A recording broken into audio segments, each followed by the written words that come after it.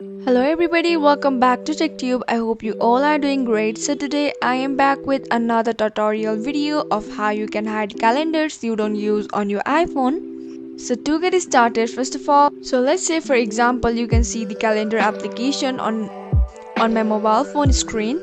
So for example, let's say I don't like this calendar and I want to use different calendar.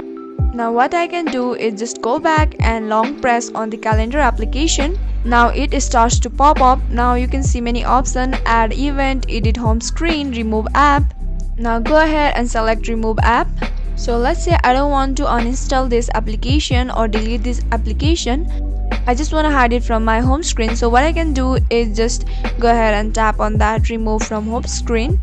So once you press on remove from home screen, the calendar application will be hidden from your home screen. And yeah guys, this is how easily you can hide calendars that you don't use on your iPhone.